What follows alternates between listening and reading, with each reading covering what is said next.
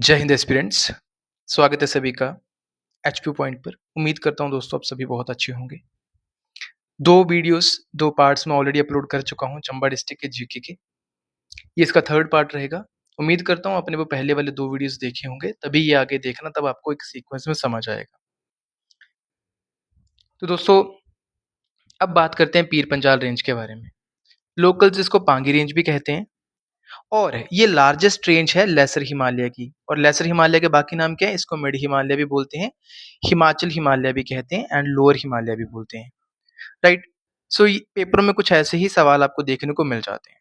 क्या करता है? It separates Chenab valley, Ravi valley को। ये चेनाब वैली और रावी वैली के बीच में एक डिस्टिंक्शन, एक बॉर्डर क्रिएट करती है। ठीक है।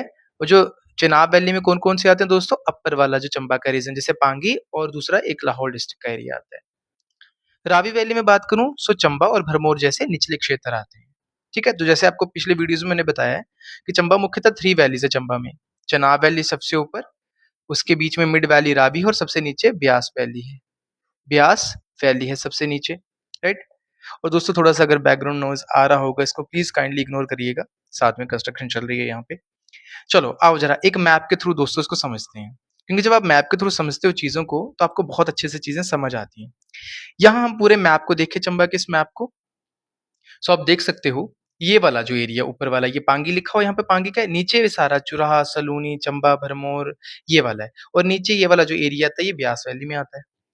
तो आप देख सकते हो अब ये कहाँ पे है। ये वाला जो माउंटेन रेंज है ये आपको दोस्तों ये वाले जो दिख रहे हैं इधर इधर यहाँ पे।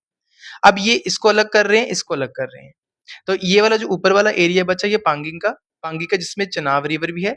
ये सेमी एरिड आता है, लेस फर्टाइल है, और रग्ड वैली और स्नोई है, बहुत बर्फ गिरती है आपको पता है, और ये कट भी हो जाता है 5 से 6 महीने के लिए। इसकी बात करूं तो ये लश ग्रीन है दोस्तों, मोर फर्टाइल वैलीज है इधर, ऑब्वियस सी बात है क्योंकि रिवर ब्यास है यहाँ पे, सॉरी रिवर रावी है यहाँ पे। राइट।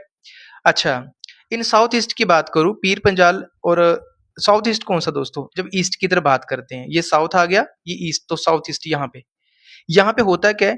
जो पीर पंजाल रेंज है वो किसके साथ मिलती है दोस्तों? धौलाधार के साथ। और जगह का नाम है बड़ा भंगाल।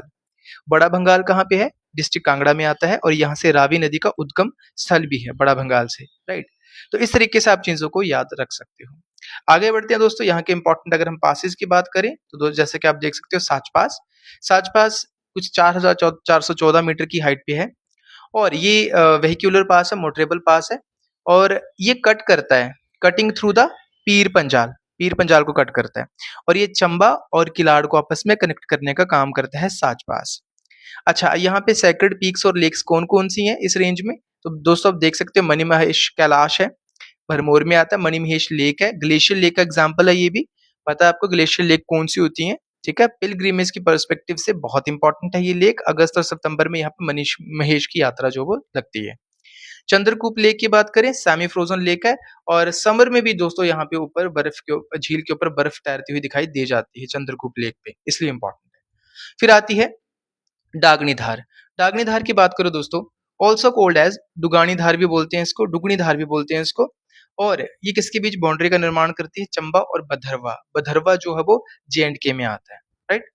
ये ओरिजिनेट करती है दोस्तों पीर पंजाल से ही, और जिसको हम पांगी रेंज भी कहते हैं लोकली।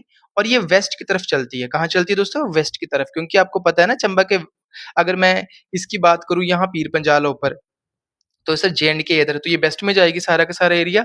ठीक है। अच्छा, अब यहाँ पे क्या क्या इंपॉर्टेंट चीजें दोस्तों आपको याद रखनी है पेपर पॉइंट ऑफ व्यू से।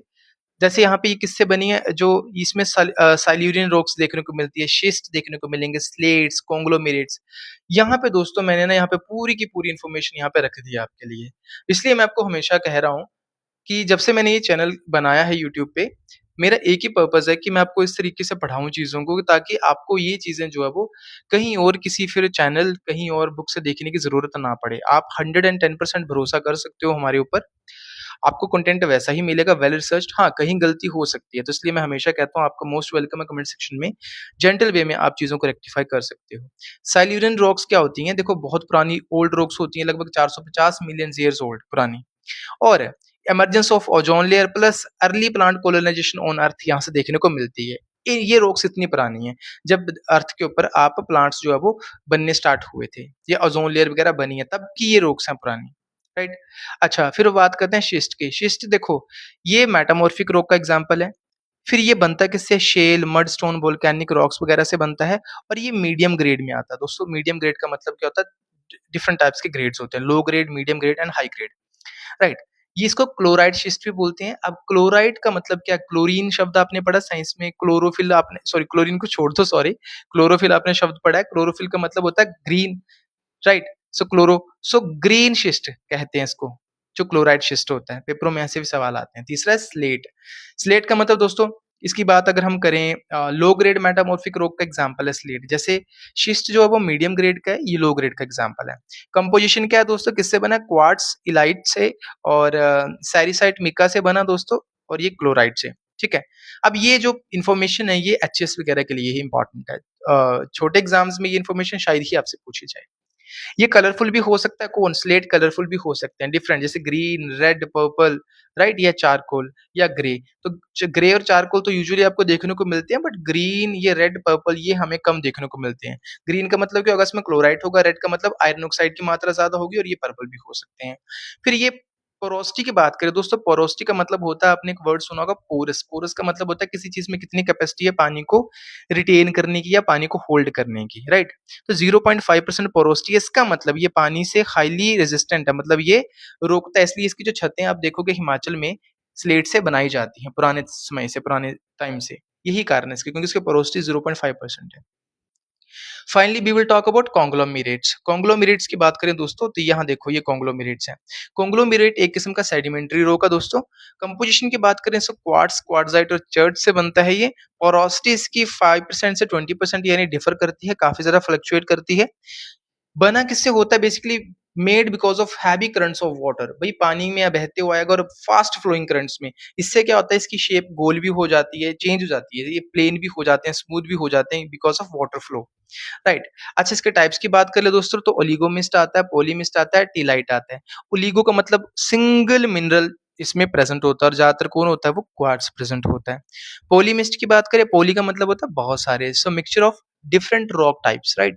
टिलाइट की बात करें तो लार्ज इन साइज होती है, इनको टिलाइट कहते हैं। ओके, चलो यहाँ पे आप देख सकते हैं शिस्ट का एग्जांपल है दोस्तों। शिस्ट कुछ ऐसे, और ये दोस्तों कॉन्ग्लोमेरेट। आपने ये पत्थर अपने आसपास या ऐसी चट्टानें देखी होंगी पानी के आसपास, ये कॉन्ग्लोमेरेट्स होते हैं। आई होप आपको क्लियर हुआ होगा। अगर दोस्तों ये क्लियर हुआ है, तो फिर फर्दर हम अगली वीडियो में नेक्स्ट फर्दर बात करेंगे टू मेन पासेस, बद्री पास और ये छतरधार पास की बात करेंगे। ठीक है? Thank you so very much. Have a great day. जय हिंद।